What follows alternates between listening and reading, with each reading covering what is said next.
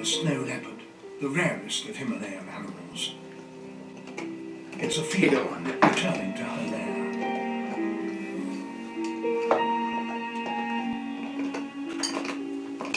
That leopard has some nice theme music. It's probably got heavy metal These going are through the it. first photographs of snow leopard ever filmed in the wild. Oh, that is a giant tail. Holy crap. Cool eyebrow. She greets her 1-year-old cub. Her den is well chosen. It has exceptional views of the surrounding cliffs. On these treacherous slopes, no hunter other than the snow leopard would have a chance of catching such agile prey. They look pretty well fed. It's all fluff. That tail's probably skinny like a raccoon. It's all fluff.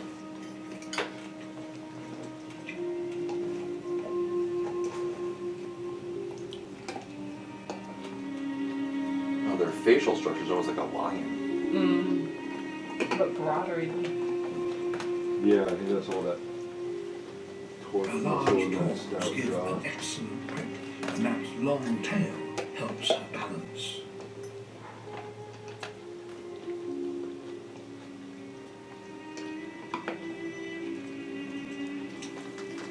Silently, she positions herself above her prey.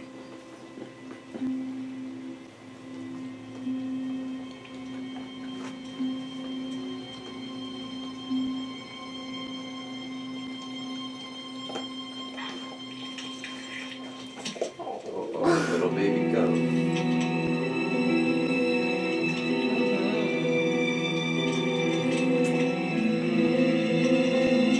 That's right, I think that thing's got heavy metal in its head. Wow. How Catch do a you little lamb something by its on tail. a cliff? The tail is probably counterbalance. They're gonna fall down when it's got the. Got away. The hardest job ever. Ah, hungry. So close. Would that make sense if the tail was that big? That it would like be a counterbalance? Yeah. So like as it's like It definitely helps in balance. gripping 100. Do you think it would be possible for a man to wrestle a leopard like this and kill him?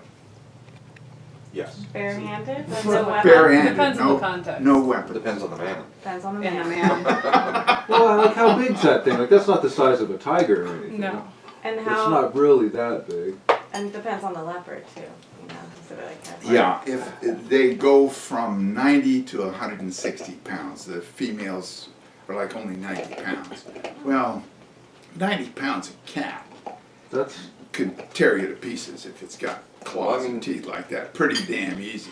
There's Yeah. stories all throughout, like, the East of people, you know, practicing their punch on, like, a bull or, I don't know, probably a tiger or something like Or that. Hercules, you know, wearing the skin of the Nemean lion. I mean, you know, Yeah. he killed it with a club in his bare hands, right? Right. And that's the triumph of the hunter archetype. Did Wang kill that's legitimately Until if you do that, I you- read the Right. true account of Wang's wrestling with a leopard, I didn't seem to me likely. Given, you know, yeah, you go, you know, face down one of those things and, you know, they even get I mean, even one swipe of their hand, they take your throat out, and if you get a hold of them, they, with their hind back legs will just they kick just you up disembowel you really easy. It seemed really unlikely to me. And yeah, if they ever get that mouth anywhere on you, it's gonna Yeah. destroy. Like But that- if you're faster and you know that your punch, well aimed, Well, there were no punches involved. just judo. This is one of the true life stories of the lineage, and since he wrote it down and I read it, now I believe it. Now it makes sense to me that he actually did. He didn't kill a leopard with his bare hands, but he did indeed fight a leopard with his bare hands. And he was like 19. When he was 13, his father was like being in Chengdu, and things were really shitty at home because everybody was trying to kill him. And the People's Liberation Army came through, and he joined up. At 13, he joined the Arts and Crafts brigade of the People's Liberation Army as essentially an entertainer. He could play the piano, he could sing, he was always like a natural performer, and that's what he did for like 3 years, is essentially entertain army troops with folk songs and patriotic songs of the revolution. And then he had this dream where he was on a horse and people were giving him flowers, and he was in the rangeland, and he when he woke up he thought, well, in fact at that point the army was becoming more democratic, is the word that he uses, which is, I think they were having purges of all people like him who were one of the 4 bad elements. And he could see that his future in the army was not great, and he heard about this test for college, and the fact is he had a good Confucian education. It was all the classics and Taoist stuff from Wu Jia and an essential, the 4 books, Confucian education. But he could read, which was more than most people could in China at that point. So he took the test and he placed, and at that time they would pay absolute starvation stipend to students. So if you could if you could pass a test and get into a school, then you would get room and board. Although just of the most meager kind. So he went to college for 3 years, and at 18 he was given a teacher's certificate, and they sent him to Tibet. Basically, the Tibetan Autonomous Region, where they were fighting the Civil War. I'll show it to you on the map. This is Kangding, which is the capital of Kham province in the Tibetan Autonomous Region. And you see it's up on this huge ridge on this mountain range. Cool. Jeez, technology. So there's Chengdu, right, the capital of Sichuan, and there where it says Garza is where they sent it, and you can see then. That's like just west of Ome? Yeah, a lot west. Oh, because Up into the Tibetan Autonomous Region, yeah. a lot west, but directionally west. But directionally west, yeah. And you can see, there are these 2 plates that come together and push up the Himalayas, so that then you've got Tibet up, I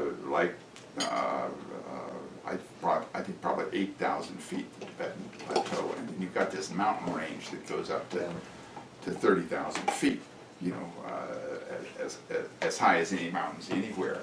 That's between the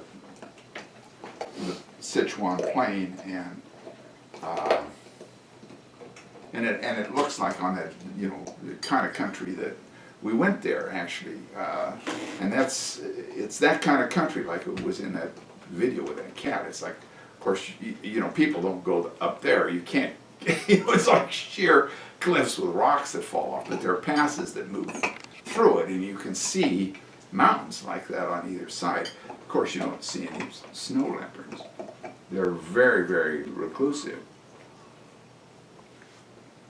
But I thought, okay, it's got to be a snow leopard. But actually, in that part of Sichuan, there were 3 different species of leopards. There's like a wildlife reserve that we went to up there, where they've got pandas and all kinds of stuff. Because it's like You fought off a panda. I fought I could probably. Oh, But- sorry, but- buddy. Zephyr.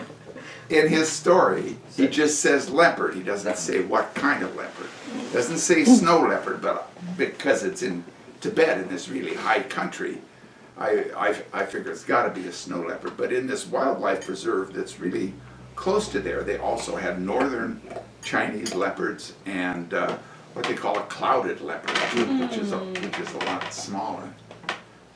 So they're but I'm still convinced it was a snow leopard because it was way up in this region. It wasn't in Kangding. He basically was sent further west than that to this little village up in the middle of nowhere, probably 12,000 feet in that kind of country. And basically he was teaching, it was in the 50s, China did have this thing of universal education where they had never had that before, and so the idea was that they were going to teach everybody in the country to read. So they took people like Wang, even though he was one of the black kind, and they sent him out to these really remote regions where the Civil War was being fought to basically teach people how to read.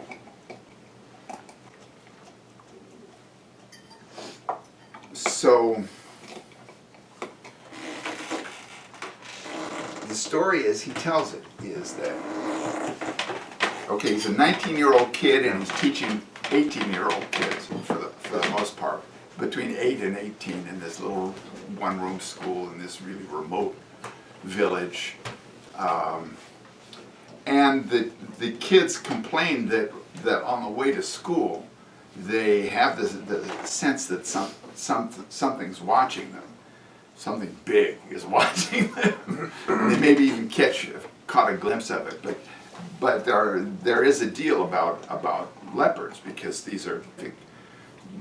But in any case, the kids are worried about getting attacked by a leopard. So they all get these monkey sticks. You remember them? These like bamboo staffs that they use to hit monkeys if they attack them, and went out looking for the leopard. With monkey sticks. And after a while, they've almost given up. They haven't seen anything. And Wang looks at a tree, and it's got like a funny vine hanging down from it. And so he pokes up into the tree with his stick, and his face turns around, and he takes 2 steps back, and all in one motion, he throws the stick away just as the leopard comes down on him. And basically his gung fu skills, he was like 19, he'd been training 10 years at this point, 10, 11 years. So he really kind of had something, even though he was a skinny little kid because he was starving to death. Yeah. But it was like a totally instinctive, all-in-one motion where he throws the stick away and he catches the leopard's paws as it comes down on top of him and wraps his legs around it and locks his knees below its haunches. Right. Just totally instinctive because it happened in a second. So he's holding this leopard's paws with his head snarling and spitting at him. It like spits something at him and he's blinded. But he just holds on for dear life, goes down on the ground and they're like rolling around and he's just holding on to this thing for dear life. He survives.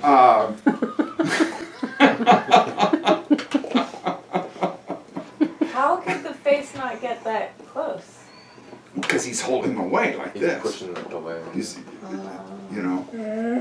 And they're rolling around on the ground, and finally they roll over to this mound where he can brace him against the mound and push his paws down and keep his head away while he holds him with his legs. But you know, Then what do you he's do? yeah, what do you do? He's stuck. And all the kids with their monkey sticks are saying, should we hit it? And he said, Probably no, Yeah. don't hit it with your sticks. Because just as likely they would hit him, you know, because they're moving around a lot. Right. So there's this other teacher there who runs off, and it takes 20 minutes for him to go someplace where he gets an iron hoe and come back. All the time, Wang is holding on to this leopard, and the kids are and telling the kids stay away, don't do anything, and they're tiring each other out. Him and the leopard. And finally, the other teacher gets back with his iron hoe and starts smashing it against the leopard's head. Hits his hand one time as he's doing it, but eventually crushes the leopard's skull with a hoe. Wow. Wow. So you didn't do it single-handed. So he says, if truth be told, I did not kill a leopard with my bare hands. Teacher Lau did it with a hoe, but I did indeed wrestle it into submission with my bare hands. But the local paper had this story. Oh in it. yeah, of course it did. Local middle school teacher same kills a leopard with his bare hands. Yeah. Well, when they finally killed the thing, it took them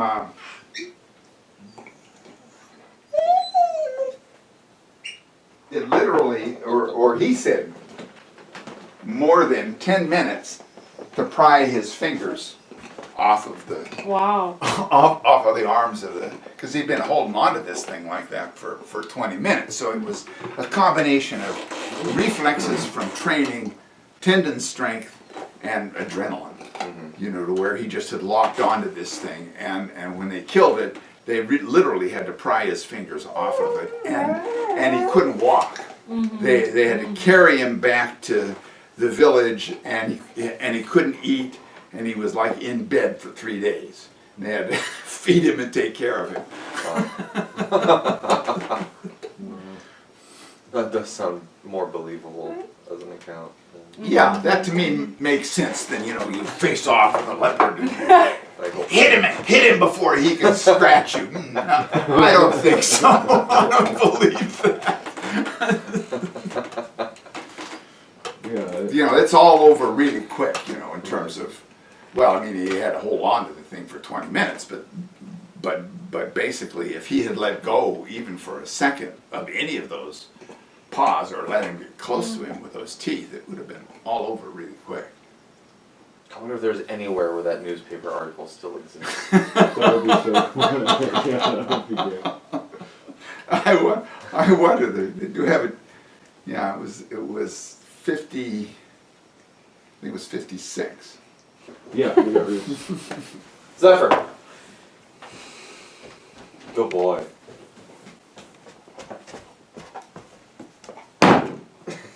Oh, Nope. There you go, good boy. you're a long way from being a gentle giant, I'll tell you. He's not doing too bad. No, he's doing amazing for 6 months. For 6 months. Just that he's so big. He's so big. He's not a little He has no idea either. He has no idea. No He's idea. like, why is everyone getting smaller? Oh, one thing I missed about that story, you know, the tail. As he's holding the leopard, the thing is beating him with his tail. Oh wow. But he said because of his kung fu training, the tail didn't That's right. He's used to didn't taking knock him beating. off. But he definitely felt it. You've beaten us with your It's tail. an amazing story. It It's an really is, amazing yeah. story. And you're absolutely right. It's much more believable. It sounds true when you get the fine details of it. So Wong's biography has been translated into English. No, Oh yeah, because I was like, I've just been reading it in Chinese. in Chinese. Oh okay. I Bit by basically, I bit. take it line by line, and I put it into Google Translate, and then I put it, and then I do character by character in Woodland, and I can read it. I can figure out what it says, pretty much. There's a lot of Leave it. phrases or expressions that he uses Sure. Idiomatic. whatever. that, yeah, very idiomatic to Leave it. Kung Fu culture, a lot of it. No. But No. yeah, I can follow the essence of the stories.